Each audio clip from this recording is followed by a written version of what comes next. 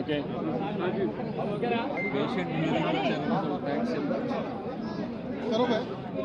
అందరికీ నమస్కారాలు.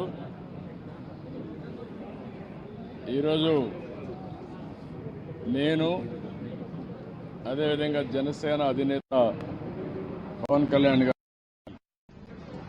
Election commission కలిసాం.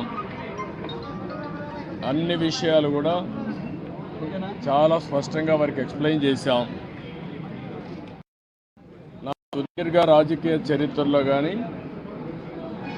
పవన్ కళ్యాణ్ గారు కూడా రాజకీయాల్లోకి రావడమే కాకుండా రాజకీయాలను వాచ్ చేస్తూ ఉండడం కానీ ఇవన్నీ చూసిన తర్వాత ఎప్పుడూ జరగనటువంటి అరాచకాలు జరుగుతున్నాయి. ప్రజాస్వామ్యాన్ని అపహాస్యం చేసే పరిస్థితికి వస్తున్నారు. ఇంతవరకు మీరు చూస్తే కేసులు అయితే మా మీద విపరీతంగా బుక్ చేసి అంటే ఎక్కడ కూడా పనిచేయకుండా చేయడం కోసం రాజకీయ పార్టీల్ని రాజకీయ పార్టీల కార్యకర్తల్ని లేకుంటే అందులో పనిచేసే వ్యవస్థని మొత్తం సర్వనాశనం చేయాలి, నిర్వీర్యం చేయాలని ప్రయత్నం చేశారు. ఇప్పుడు ప్రజల్లో ఉండే తిరుగుబాటు చూసిన తర్వాత హోల్సేల్గా ఓటర్స్ అందరినీ మార్చేయడం, దొంగ ఓట్లు వేసుకోవడం ఇలాంటివి చేస్తే తప్ప సాధ్యం కాదనే కంక్లూజన్కి వచ్చారు. ఈరోజు ఒక ఎగ్జాంపుల్ ఇచ్చాం. ఒక్క చంద్రగిరిలో ఫామ్ 6 కింద 1,15,000 ఓట్లు ఇచ్చారు. దాంట్లో దగ్గర 33,000 ఓట్లు ఆమోదించారు. దాంట్లో వేరే నియోజకవర్గంలో విత్ ఎవిడెన్స్ అన్నీ కూడా మేము పెట్టాం. అన్నీ కూడా వారికి ఎక్స్ప్లెయిన్ చేశాను. అదే మరిగా స్టేట్ ఎలక్షన్ కమిషనర్ ఆ రోజు పడిన అవస్థ కానీ కడాన ఆయన డ్యూటీ కండక్ట్ చేయడానికి ఆయన విధి నిర్వహించడానికి సెంట్రల్ హోమ్ మినిస్టర్ని అడిగాడు ప్రొటెక్షన్ కోసం. కుటుంబాన్ని ఆయనకు సెక్యూరిటీ కావాలని అడిగే పరిస్థితి అవి కూడా ఇచ్చాం. ఫైనల్గా మేము రిక్వెస్ట్ చేసింది వారిని ఒకటే చెప్పాం, ఏదైతే ఎలక్షన్ డ్యూటీ కేసే ఆఫీసర్ని సెలక్షన్ ప్రాసెస్లో కాకుండా ఆల్ ఇండియా లెవెల్లో చేసే బెస్ట్ ప్రాక్టీసెస్లో ఎంపిక చేసుకోవాల్సిన అవసరం ఉంది. ఈరోజు సెలక్షన్ ప్రాసెస్ ఎందుకన్నానంటే ఆల్ ఇండియా లెవెల్లో టీచర్స్ని, గవర్నమెంట్ ఆఫీసర్స్ని, అనుభవం ఉండే వ్యక్తులు పెట్టుకుంటారు. వాళ్ళందరినీ లేదని చెప్పి మేము ఇవ్వలేమని గవర్నమెంట్ చెప్పి కడాన ఎన్నికలను అపహాస్యం చేసే విధంగా సచివాలయ స్టాఫ్తో వాళ్ళు కండక్ట్ చేయాలని ప్రయత్నం చేస్తున్నారు. అంటే ఇటీవల వీళ్ళు నామినేట్ చేసిన వ్యక్తులతో పెట్టుకొని వీళ్ళు చేసే అన్ని తప్పుడు పనులు వాళ్ళ దగ్గర చేయించాలని. అదే సమయంలో మీరు చూస్తే బిఎల్ఓలుగా అంటే బూత్ లెవెల్ చేసే ఎక్కడ కూడా ఒక్క మిస్టేక్ కూడా ఉండేది కాదు. That is their duty. దానిపైన చాలా స్పష్టంగా ఆదేశాలు కూడా ఉన్నాయి. ఎవరన్నా కానీ డ్యూటీ స్పష్టంగా చేయలేకపోతే వాళ్ళని యాక్షన్ తీసుకోవడం, ఇంక్రిమెంట్స్ కట్ చేయడం, ఉద్యోగాలు తీసేయడం అన్నీ ఉంటాయని భయపడిపోయేవాళ్ళు. ఈరోజు ఎవరు చేస్తున్నారంటే కడాన మహిళా పోలీస్ 2,600 మంది బిఎల్ఓని మహిళా పోలీసులు పెట్టేశారు.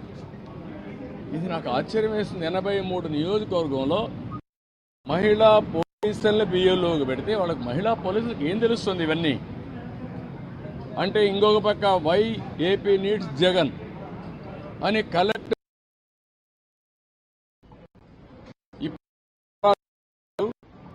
రాతి యుగానికి వస్తున్నారు. ఇవన్నీ మేము ఎక్స్ప్లెయిన్ చేసిన తర్వాత వారికి మా మీద కానీ జనసేన మీద కానీ దగ్గర 6,000 నుంచి 7,000 కేసులు మా మీద. ఒక్క పుంగునూరులో ఒక కేసులో 250 మంది పెట్టారు. 200 మంది పైన జైలుకు పోయి వచ్చారు. ఇప్పుడు బైండ్ ఓవర్ కేసులు పెడుతున్నారు. అంటే నీ మీద కేసు ఉంది, పోలీసు వాళ్ళు నోటీస్ ఇస్తారు, ఎంఆర్ఓ దగ్గర సరెండర్ కావాలి అంటే మళ్ళీ ఎలక్షన్లో ఎవరిని పని చేయనీయకుండా నిర్వీర్యం చేయడానికి లేకపోతే మళ్ళా వాళ్ళని అరెస్ట్ చేయడానికి ప్రయత్నం చేసే పరిస్థితి వచ్చారు. ఇది జరిగితే ప్రజాస్వామ్యం ఇంక కూని అయిపోయినట్టే. There is no democracy. నేను ఆ విషయం చెప్పాను. మొన్న తెలంగాణ ఎలక్షన్లో 1 డేలో ఎలక్షన్ లేదా అనే తెలియని విధంగా జరిగింది. అంత స్మూత్గా జరిగింది, ప్రాసెస్ కూడా పర్ఫెక్ట్గా జరిగింది. ఈరోజు ఆంధ్రప్రదేశ్లో అక్కడ ఇంత ఓటర్స్ ఎన్యూమరేషన్ ఫ్రాడ్ జరిగిందని, బిఎల్ఓలు తప్పులు చేశారని, టీచర్లు తీసేశారని ఎక్కడ కంప్లైంట్స్ లేవు. భారతదేశ చరిత్రలో ఫస్ట్ టైం ఇవన్నీ వస్తున్నాయి. మేమన్నీ డీటెయిల్డ్గా ఎక్స్ప్లెయిన్ చేశాం. ఓపికగా విన్నారు, చాలా ఫర్మ్గా కూడా చెప్పారు. మేము ప్రజాస్వామ్యాన్ని కాపాడడానికి అన్ని విధాల ప్రయత్నం చేస్తాం, ఎక్కడ కాంప్రమైజ్ కాం, రిజల్ట్స్ మీరే చూస్తారని హామీ ఇచ్చారు. వారు ఇచ్చిన హామీలో నేను ఒకటే అనుకుంటున్నాను, ఎలక్షన్ కమిషన్ అవసరమైతే సెంట్రల్ పోలీస్ అబ్జర్వర్స్ని పంపించాలి, సెపరేట్ సెల్ పెట్టాలి. అవన్నీ పెట్టి ఎక్కడికక్కడ మానిటర్ చేసి ఎలాంటి అవకతవకలు జరగకుండా ఇప్పుడు ఫైనల్ లిస్ట్ వచ్చే కొందికి వినపడలేదా?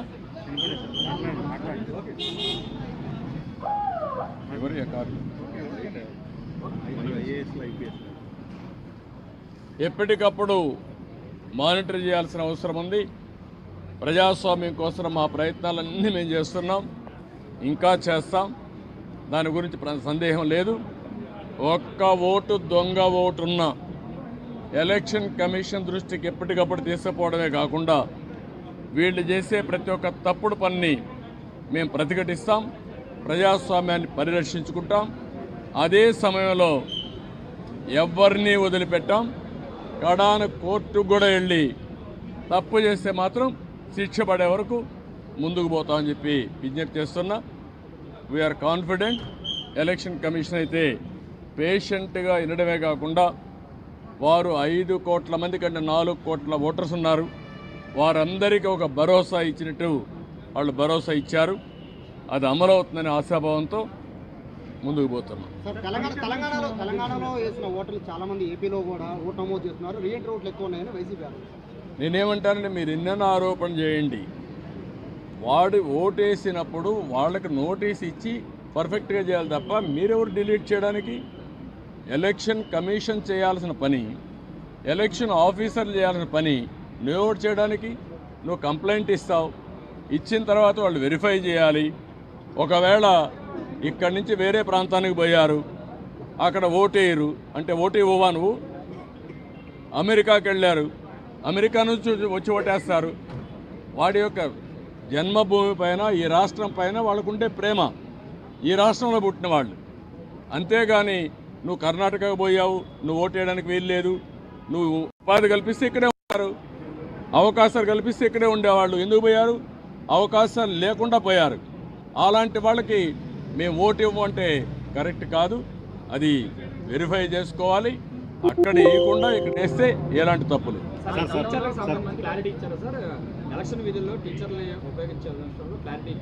నేను అన్నీ చెప్పిన తర్వాత వారు విన్నారు, చేస్తామనే విధంగా చెప్పారు. ఎట్టి పరిస్థితుల్లో సచివాలయ స్టాఫ్ వేయడం కరెక్ట్ కాదు.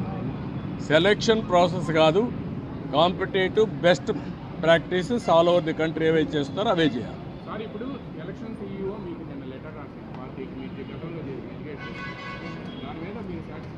లేదు, దాని మీద కూడా మేము చెప్పాం. నిన్నే పంపించారు, మేము వెరిఫై చేసుకున్నా, మళ్ళీ మీ దృష్టి తీసుకొస్తామని చెప్పి. కొంతమంది కలెక్టర్ల మీద మీరు ఢిల్లీ వెళ్ళినప్పుడు కంప్లైంట్ చేశారు. ఇప్పుడు దాని మీద మళ్ళీ ఎవరికి యాక్షన్స్ లేవు అని ఏం చేయగలరు? ఈరోజు కూడా మళ్ళీ మేము చెప్పాం, ప్రతి ఒక్క ఆఫీసర్ పైన మేము స్పెసిఫిక్ ఎవిడెన్స్ ఇచ్చాం. దానిపైన లాజికల్గా యాక్షన్ తీసుకోవాలి, క్రిమినల్ ప్రాసిక్యూషన్ కూడా చేయాలి. సార్, ఇది అంతా తిరుపతి ఎంపీ ఎలక్షన్ నుంచి, బై ఎలక్షన్ నుంచే ఇది స్టార్ట్ అయింది సార్, ఫోకస్ అయింది కూడా. కానీ 2 years అయినా దీని మీద అవి కూడా ఇచ్చాం. మరి తిరుపతి బై ఎలక్షన్లో జరిగింది, గ్రాడ్యుయేట్స్ కాన్స్టిట్యున్సీ ఎలక్షన్లో జరిగింది, 2019 జరిగాయి. జరిగిన తర్వాత మీరు వీళ్ళు ఉన్నారు. నేను ఈ విషయం కూడా అని చెప్పింది, ఎలక్షన్ కమిషన్ అనేది ప్రాసిక్యూట్ చేయడానికి కూడా మీకు అధికారం ఉంది. ఇమ్మీడియట్గా మీరు అవన్నీ చేస్తే భయపడతారు. మొత్తం 1,30,000 వచ్చింది. ఫామ్ 7 కానీ వాటికి సంబంధించి ఈ రోజు వరకు యాక్షన్ లేదు అని చెప్పి అక్కడ నాని వాళ్ళు అమర్ మీద అన్నారు. దాని మీద ఏమైనా ఆ విషయం కూడా వారికి చెప్పాను. ఆయన అరెస్ట్ చేశారు. ఎవరైతే ఓటర్స్ బోగస్ ఉన్నాయని చెప్పి ఎక్కడికక్కడ పోరాడుతూ ఉంటే అది కరెక్ట్ చేయకుండా అతను అరెస్ట్ చేయడం అనేది ఎక్కడికి పోతానని చెప్పి అడిగాను. ఆ డీటెయిల్స్ కూడా ఎవరికి ఇచ్చాం. ఆ రిప్రజెంటేషన్ నాకు వచ్చింది. వెరిఫికేషన్తో సహా మొత్తం డీటెయిల్స్ ఇచ్చాం. ఏ ఓటు ఎక్కడ వెరిఫై చేశారు, డూప్లికేషన్స్ ఎక్కడున్నాయి, సర్నేములు కానీ ఇవన్నీ, ఫోటోలు ఎక్కడున్నాయి, వేరే కాన్స్టిట్యూన్సీలు ఎక్కడున్నారు, ఆ డీటెయిల్స్ అని వారికి హ్యాండ్ ఓవర్ చేయడం. సార్, మీరు గతంలో సీఈఓ గారికి 8 జిల్లాల కలెక్టర్లు కూడా సహకరిస్తున్నారు ప్రభుత్వానికి అని ఫిర్యాదు ఇచ్చారు. దాని మీద ఏమైనా యాక్షన్ తీసుకున్నారో వారికి ఏమైనా గైడెన్స్ ఇచ్చారా? వారు చెప్పింది ఏంటంటే మేము ఇంతవరకు కొన్ని యాక్షన్స్ తీసుకున్నాం, మళ్ళీ మీకు కమ్యూనికేట్ చేశాం. మళ్ళీ మీకు ఏదైనా గ్రీవెన్స్ ఉంటే మేము చెప్పాము, మళ్ళీ ఎప్పుడెప్పుడు చెప్తామంటే నిన్నే ఇచ్చారు కాబట్టి మీరు చూసి చెప్పన్నారు. డెఫినెట్గా మళ్ళీ కంప్లైంట్ చేస్తాను. నేను ఒకటే చెప్పాను, ఆల్ ఆఫీసర్స్ బెదిరింపులు భయభ్రాంతులు చేస్తున్నారు. ఒక చీఫ్ సెక్రటరీ ర్యాంక్ ఆఫీసరే ఎలక్షన్ కమిషనర్గా ఉంటే కేంద్ర ప్రభుత్వాన్ని ప్రొటెక్షన్ అడిగే పరిస్థితికి వచ్చాడు. అదే ఎగ్జాంపుల్ వారికి చెప్పాను. ఇప్పుడు ప్రతి ఒక్క ఆఫీసర్ మీద, అది కలెక్టర్ కావచ్చు, ఎస్పీ కావచ్చు, కింద ఆఫీసర్లు కావచ్చు, బెదిరించడం, బ్లాక్మెయిల్ చేయడం, ఒకవేళ కానీ వినకపోతే కేసులు పెట్టడం, అరెస్ట్ చేస్తాం, థ్రెటన్ చేయడం, ఇవే జరుగుతున్నాయి. ఇలాంటి జరిగినప్పుడు మీరు ఫర్మ్గా ఉంటే తప్ప ఇక్కడ ఫెయిర్ ఎలక్షన్ జరగవని చాలా స్పష్టంగా చెప్పారు.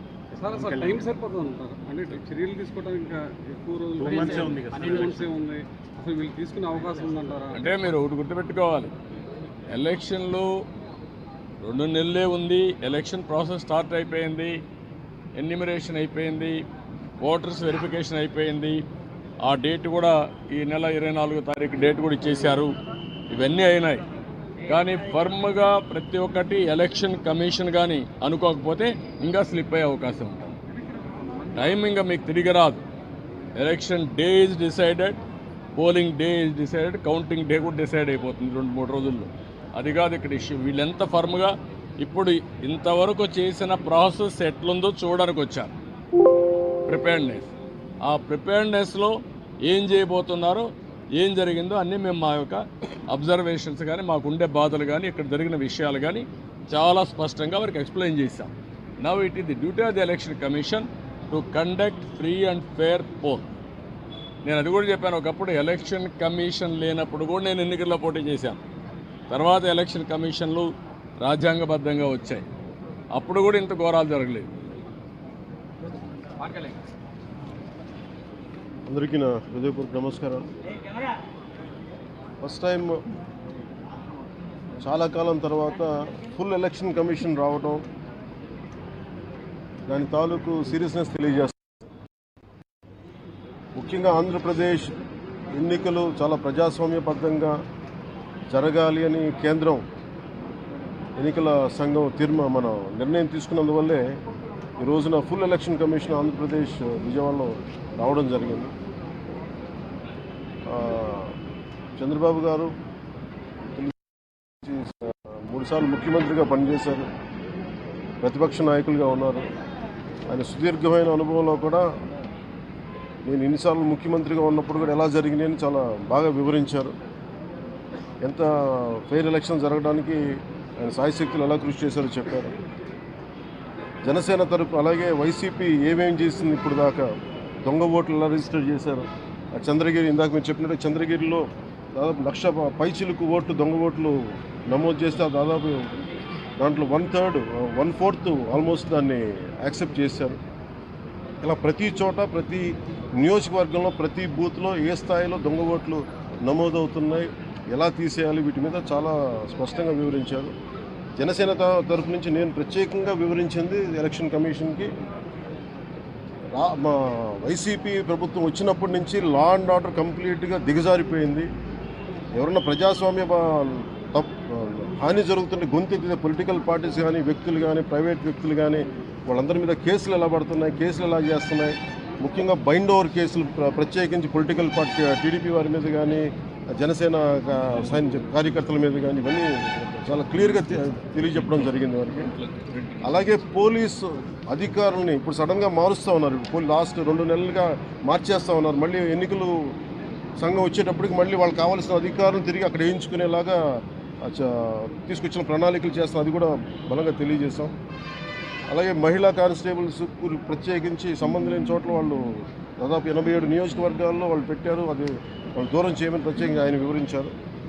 నేను ఇంకోటి ప్రత్యేకించి నేను చెప్పింది ఏంటంటే వాలంటీర్స్ అనేది విలేజ్ సచివాలయం అనేది ప్రత్యేకించి అది యాంటీ కాన్స్టిట్యూషనల్ బాడీ. వాళ్ళని దయచేసి